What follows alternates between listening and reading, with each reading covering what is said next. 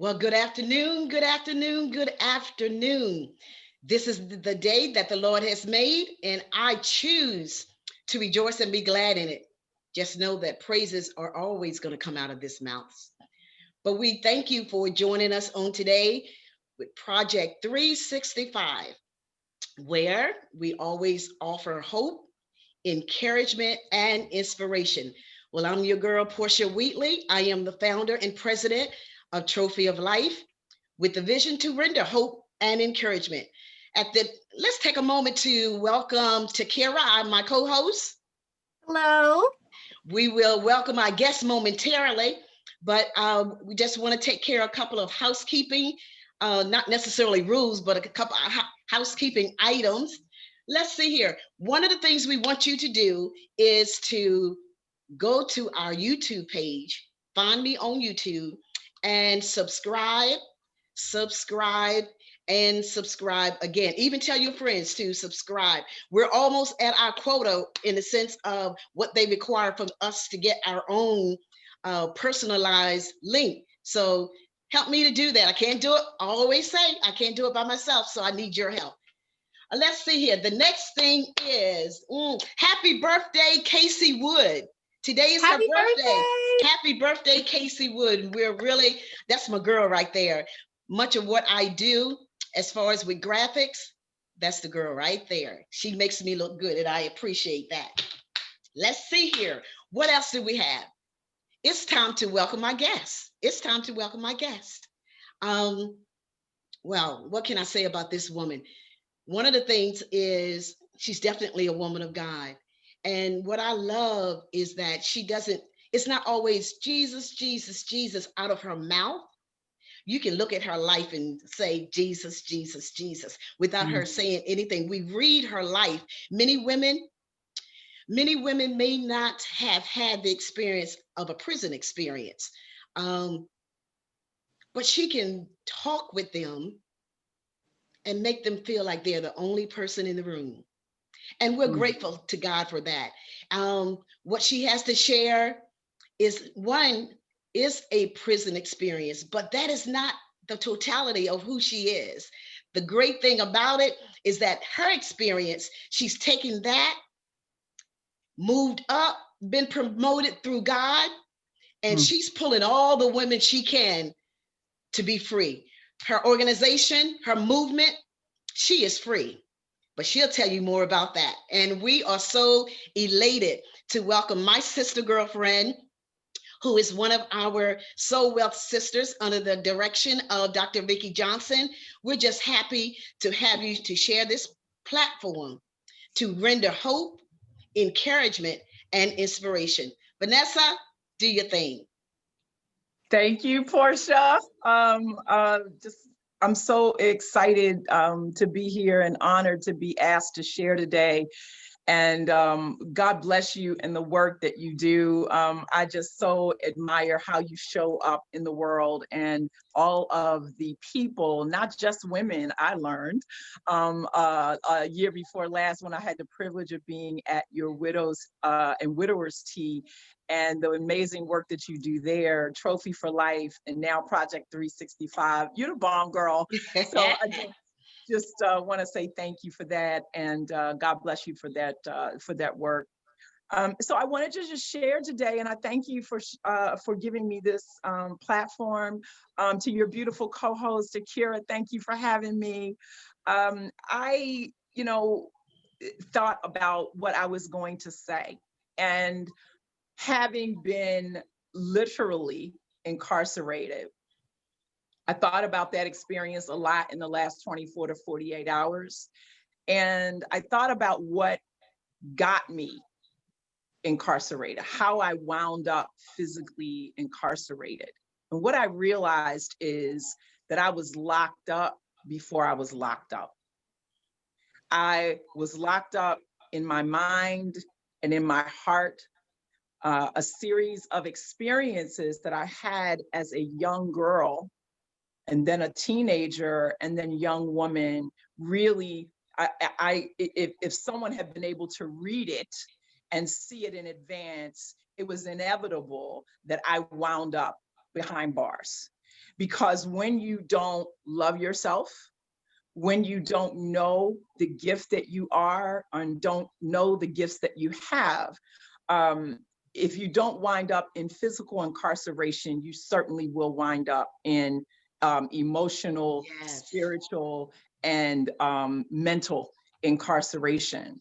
And at one point, and I will say that what set it off, if you will, was being molested by a family member at 5 years old.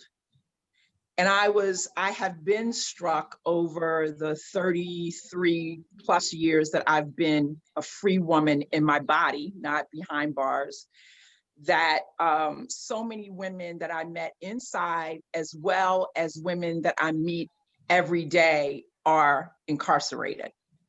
And that many of them have that story. They have a story of molestation and rape. They have a story of rejection by family members, maybe at a young age, maybe as a result of a divorce. So the molestation, if you will, is not just the physical sexual molestation that we discuss or we talk about in the general sense, but there is a stealing away of our innocence, a stealing away, a theft of our voice, if you will. And at 5 years old, I lost my voice. I didn't know how to tell. And then when it was told, it wasn't handled well.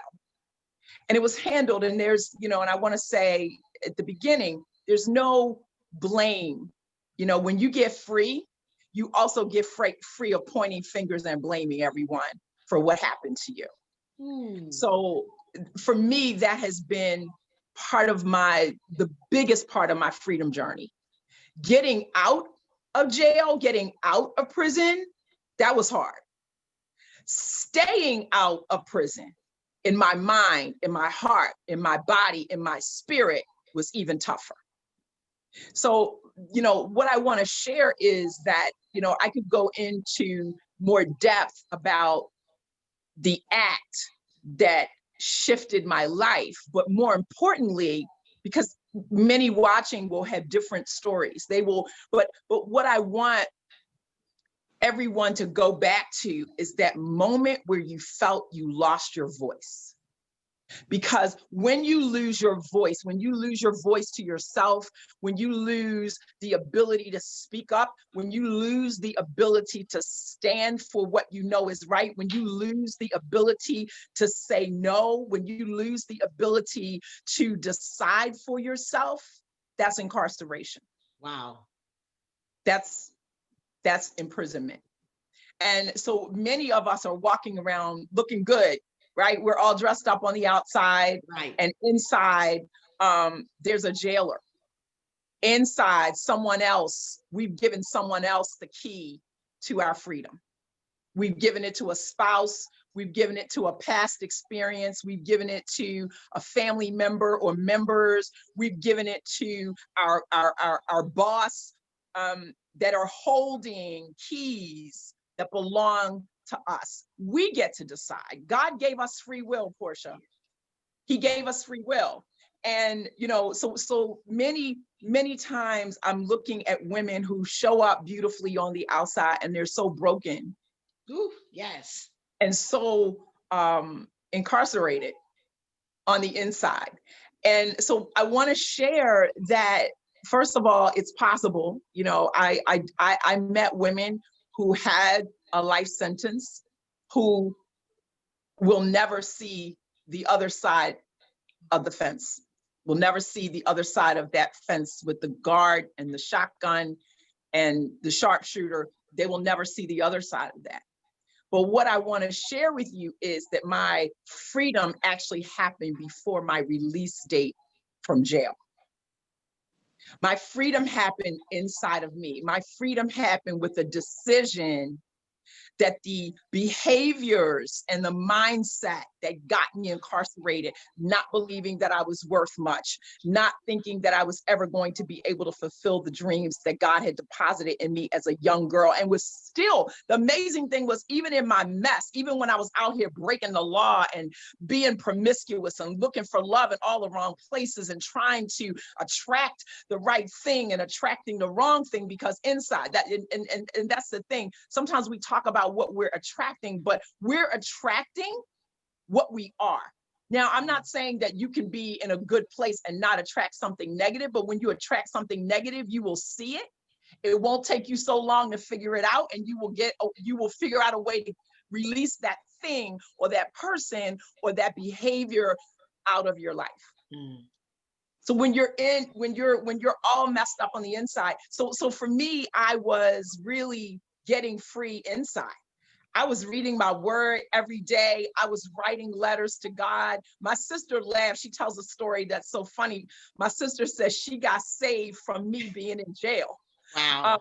And she will tell that story because I would call her from prison, a collect, of course, and she would be getting high. And she would be like, this girl calling me, talking about Jesus and freedom and liberty and God, and so we laugh about it today because she would be, having a good time with her friends. And so it wasn't long after I was released that my sister gave her life to Christ. And, she doesn't, of course, attribute that to me, and I take no credit, but I know that she says God used me to wake her up to the fact that she wanted a new life and that she needed him to get it. So even in my physical incarceration, God was liberating my mind. He was liberating my spirit. And I want to encourage anyone out there today who's had this experience, if this will reach someone somehow who's in prison, change your mind now. Put your faith in a God who is bigger than your situation and your circumstance. I can't say it any clearer than that. I can't say it any clearer than that. So I had joy, and sometimes it's staggering to me when I think back. I had joy to carry. I had it inside prison. I wasn't walking around moping, and I wasn't happy to be there. Don't get me wrong.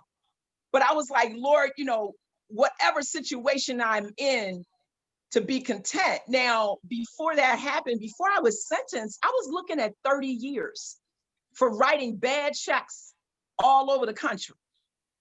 And God had favor and mercy on me. So believe God for mercy and favor. Believe him.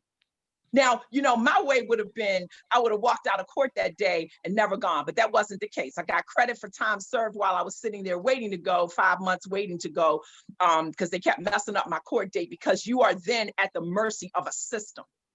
And I did not ever want to be at the mercy of a system. So even if you're at the mercy of a system, there's still incarceration in your life. If you're at the mercy of any system, any world system and I know that we have to depend on certain things. We have jobs, we have government, we have all of these things, but being at the mercy of it, feeling like you don't have a choice in the matter, when somebody is telling you when to eat and when to go to the bathroom, right? That is the epitome of oppression. That is the epitome of, I have no control over my life. So because I had no control over my physical body, where somebody told me to go and what time they told me to be there and what room I could report to and what building I was allowed to go to when it was time to eat, and could isolate me at any time when an infraction appeared to be, even before the infraction was proven or not, I would be put in solitary. So if someone accused me of something, I was put in solitary. But we experience some of the same things in the world we claim to be free in, right? Because what happens? Things happen to us and we go in isolation. Yep. We go into things and then we don't want to tell anybody. We don't want to tell anybody what's going on with us. I had people I could have told. I had people who wanted to see me win, but I was too busy fronting. I was too busy acting like I had it all together. I was too busy trying to act like on the outside, like I looked Everything on the together. outside. I looked good on the outside, but I wanted everybody to see a persona, the life that I really wanted, I was fronting.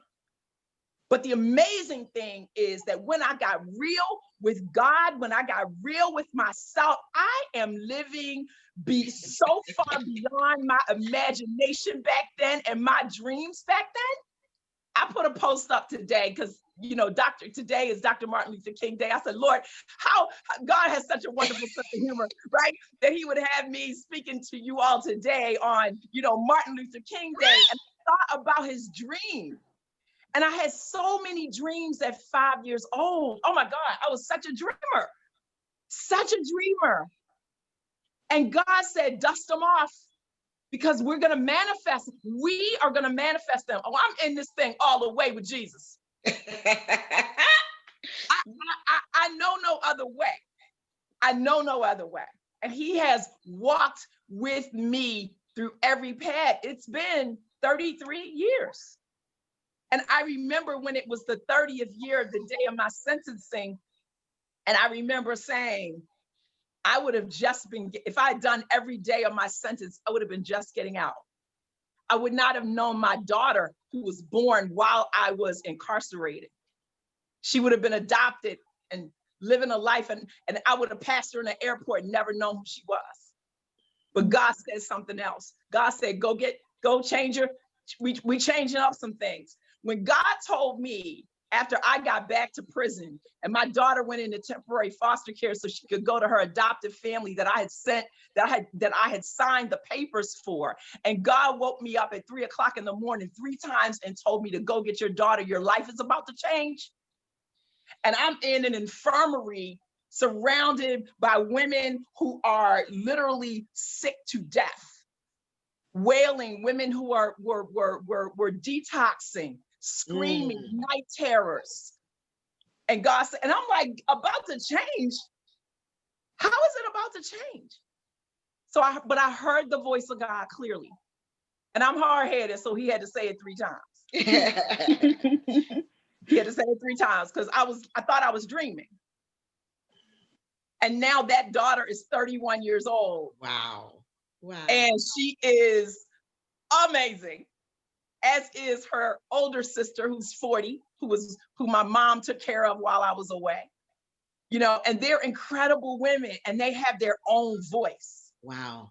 So when you use your voice, when you exercise your freedom, when you recognize how powerful and amazing and a gift it is to be free, you don't just help yourself, you help everybody around you. Right. Now, we had some hard times. Don't get me wrong. I didn't know what I was doing as a mother. And when you're all messed up in the head, you're parenting that way. But my daughters have forgiven me for my mistakes, for my blunders, for my not knowing who I was. And every single day from that moment on, I promised God that I would not only pour that into them, but to any woman that he brought me in contact with, so that she would know how important she was to him, that she would know that her life should be free and that she does not have to live a life where she's pressed down, where she's oppressed, where she can't breathe, where she can't live, where she can't make her own choices.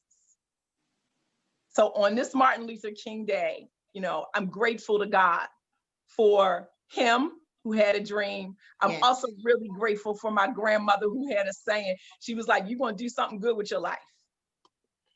You're going to grow up and be somebody. You got to grow up and be somebody. Now, she wanted me to be a nurse or a teacher, but in many respects, I am a nurse. You're a nurse and a teacher. And a teacher. Right? So, I can say that her dream of that has manifested. Her dream of that for me has manifested in a way that's, even larger for me in terms of how many I get to nurse, how many I get to teach. It's a blessing. It really is. So I guess my word of encouragement would be to never stop trying. I tried so many times. I didn't have a one-shot deal. I didn't mess up, go to court, go to jail. I messed up, went to court, went home a bunch of times before I was ever sentenced, where it just kept building and building and building and building. And I felt powerless. I would have good days where I'd feel like I can do this. I can stop this. I can change my life. I can write it in my journal. I can make it happen. But what was happening is I was making the remedy outside of me, and the remedy was inside of me. It was inside of me. I had to change me. Changing your behavior will be temporary. It will be temporary. Changing your mind is what will transform your life. Yes. Changing your heart and how you, I'm working with a group now, how you talk to yourself about yourself. Oh, that's good. How you talk to yourself about what you say to you when nobody else is around. Right. How you frame the narrative around a mistake. Not because we make mistakes or hurt people consciously or unconsciously and just blow it off, but how you frame that thing and how you allow it to resonate. Make restitution. I had to. Every single dollar that I stole, and I'm gonna say stole, I gave back. I gave it back. I don't owe anybody. Well, I owe my bills, but I don't owe anyone I injured. That was part of my probation. But it was also part of my own healing. To walk away and make them whole so I could move forward and not have that behind me. And then own your story. Own your story, because a prison story is an embarrassing story. That's not like fun. I'm enjoying sitting here talking to you ladies because I'm 33 years past this thing. But let me tell you something. It's not easy. It's not easy to put it on an application, a job application. Have you ever been convicted? It's not easy. It's not easy when someone looks at it and they're ready to hire you and they do the background check and you don't get the job. This is the reality of it. However, that is why my faith in God, I said, God, it's the job you got for me. Yes. It's the God, whatever job it is, it's the job you have for me. So even though I may have really wanted that job, you know what's best for me. And clearly because of your grace and mercy on my life, you know better than I do. Because if the state's attorney had his way, I would have been getting out 3 years ago. I would have never known the joy of raising my girls. I would have never become a preacher. I would have never worked at the done work at the White House, worked on Capitol Hill, met heads of state and ambassadors and presidents, first ladies, being trusted with hundreds of thousands of dollars of budgets to put on events for donors. God has blessed me. My life has taken a path that only he could have ordained, but it was only because I had faith in him. Yes. Only because I trusted him. Beautiful. Oh, that is so wonderful, Vanessa. Yes. No, let me ask you this. I didn't want to keep going because I didn't want to go over time. No, let me ask you this. What were some of your positive actions that you did when you came out? Because I would imagine you didn't hang around the same people, or yeah. What would you Thank you for share? bringing that up. Thank you for bringing that up. Yes. So I was more of an isolated kind of criminal. I didn't have a crew. Okay. That I hung out with, but I will say this, because I went back. One of my promises to God, I wasn't a preacher at the time, but one of my promises is that I would find a way to go back to the same jail and prison that I was in and proclaim his word. And in doing that, I met so many women who were in that revolving door, right, of going back. And the thing that I said to them, preached to them, that they would also share with me, because afterwards, women would come up and ask for prayer. And sometimes it was their 15th, 20th, 30th time being incarcerated. But the difference was the ones that stayed out are the ones that changed. So for me, I had to not only change my mind, but I had to do certain environmental things, like not have a checking account. Back then, I have one now. But, you know, so there are environmental things that play a huge part. So thank you for saying that. Mhm. And someone would say, well, I want to go back to my house. Let me tell you something. I have had peace in a room that I was renting from someone until I could get on my feet and I could do better. Because you had peace in a room and hell in a 5-bedroom house. So changing your environment is not easy, because it's so the first thing you want to do when you get out is go back to what was there, what was comfortable, what was good for you, what was enjoyable. You want to be with your friends, you want to party, you want to, whatever that scenario looks like for you, but sometimes that is the worst place for you.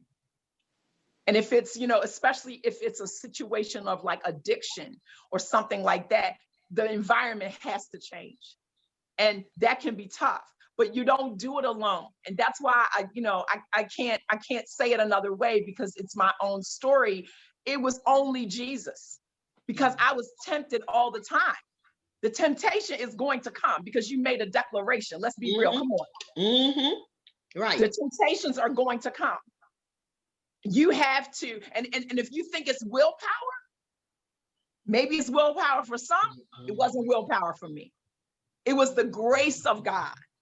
It was the mercy of God. It was me saying, Lord, I don't want to go this way again, but I want this thing. I want to do this thing. Yeah. But every single time that I said no to that, because for me, it was an addiction. Every time I said no to that, I watched God bless me another way. I watched him bless me another way. I dropped out of high school, and in the year, while I was working on Capitol Hill, I went back and got my GED. I didn't do it because anybody needed me to do it. Nobody said, hey, you're going to get a better job if you do that. I just wanted to do it for me. I wanted to finish it. Do it for you. I wanted to do it for you. I wanted to do it for me. I knew I was supposed to be a preacher at 12, but because I didn't trust the voice of God, because I didn't understand the voice of God, and because the enemy had come in and swooped and snatched it away from me, and let me tell you, when I say the enemy, I mean really in me, because things would be spoken over me and I would snatch it right out of the atmosphere with negativity. I was like, Satan ain't gonna make a fool out of me up in no pulpit. People will look at me and be like, her? I was thinking this at 12. Imagine what I thought when I came out. Wow. And God said, nope. It's because of that. I'm gonna use you. I'm gonna take that story. I'm gonna take every one of those experiences. I'm gonna turn it around for your good. I'm gonna bless somebody else with it. And I'm like, okay, God. So at that point, I had just got to the point where I was like, okay, I was surrendered. Just surrender. I was surrendered. I didn't know how, and what I learned and what I still learn every day, because being in prison makes you a control freak. Oh, okay. Because when you come out, you want to control everything because somebody else has been controlling the basics. Right. Gotcha. So I had become kind of a control freak. I wanted to control how everything went and where and what time people were going to be there and what, I needed to control everything. So that's the antithesis of how we're supposed to manage our relationship with God. So then the process was to surrender, because clearly he knew better than I did. Clearly he knew, but that's one of the things we have to see, that this life thing that I'm like, okay, God, if you say that's what I'm going to do, I'm going to do. In July of 2010, I preached my initial sermon. See, God blessed me to be the women's director over 1,400 women at my local church back then. For 15 years, I held that position, and I had the joy and the privilege to touch women every single day, to hear their stories, to let them know that they were well, to let them know that they could change it. Those were the chapters before, but there's more chapters to come. The story. You know what, Vanessa? That is key right there. When you said you had a chance to listen to them, that's what I would like to share with our audience. Even though some of the ladies and the gentlemen's background may not be the best, but every now and then they need someone just to listen. Yes. And many Yeah. times you can talk your way out of something negative. You can talk your way into a blessing. You can just be allowed to express yourself. Yes. And don't allow people to actually, don't let people, I guess, they don't have to validate you. As long as you take your conversation to God, and then you have someone that you can talk with and talk to. So Yeah. I'm not, I just appreciate your transparency. Yes. And I so believe that you're helping people all over the country. I do know you are. Before we turn it over to Kira, would you give us your contact information? How can someone that may be just coming out of prison, or how they may get in contact with you? Yes. So I'm on all of social media. I'm on, well, I won't say all. I'm on Twitter, but I'm not really on Twitter. So I'm really primarily on Facebook and Instagram. I am Vanessa Elam. On either one of those platforms, you can find me. And typically, when I work with someone who wants to be coached, because I am a certified life coach, I would schedule a discovery call. But and I want to say this to your viewers, ladies, that if someone has come out of prison and they'd like a discovery call, if they reach out to me through Messenger or through DM on Instagram, they will get that discovery call free of charge, so that we can work together, and I can at least pray with them, share resources with them if they are in need of, because there are programs out there to help those that are being reunified in society, and so on. So, but that's how to reach me. You can, my website is also vanessaelam.com. And that's VANESSAELAM, and I'm sure Portia and Takira will have it on the post as well. Yes. So that's how to reach me. All right. Kira, you got it.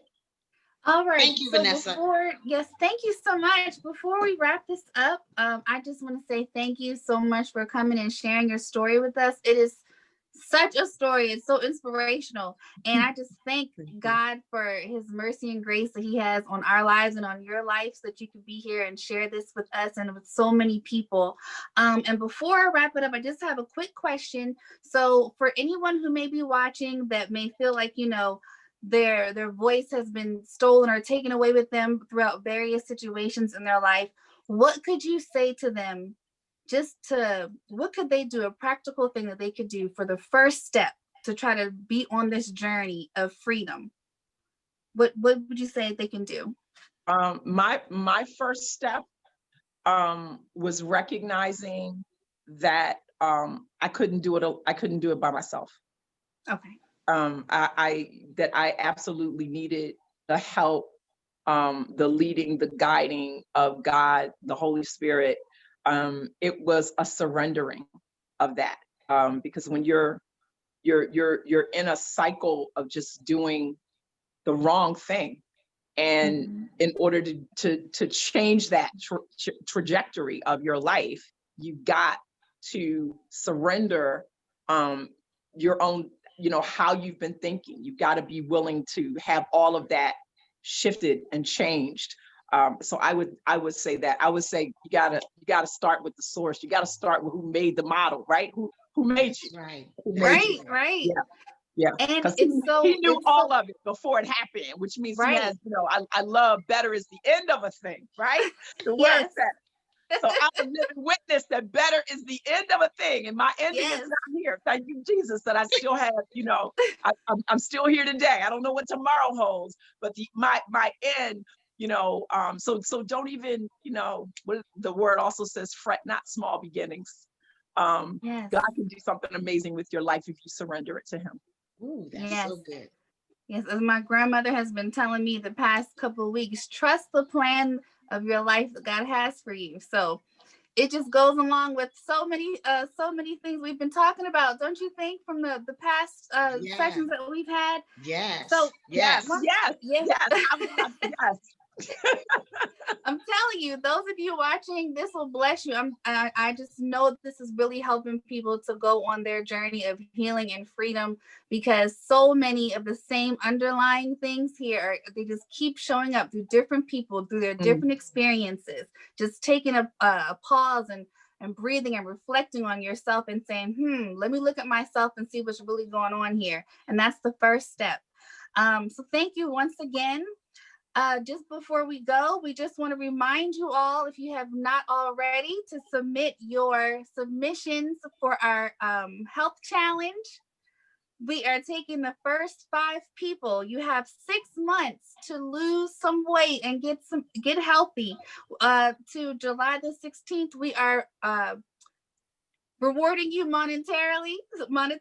So you guys, submit your submissions, please, to trophyoflife.org or info@trophyoflife.org, or you can email Portia@trophyoflife.org. And remember, we are also a nonprofit organization, a 501c3. So you can submit any contributions and donations through PayPal, Cash App. We can process credit cards, and also you can make any checks payable to P.O. Box 1712, Glen Burnie, Maryland, 21061. You have anything else we need to say before we wrap up? The only thing I have to say is see you tomorrow. But guess who we're gonna have? Who? You have to come back and watch and see. Okay, I love you. Thank you so very much again, Vanessa. I appreciate you so very much. I appreciate you, Takira. God bless, and we'll see you tomorrow. I appreciate both of you. Thank you. Love you.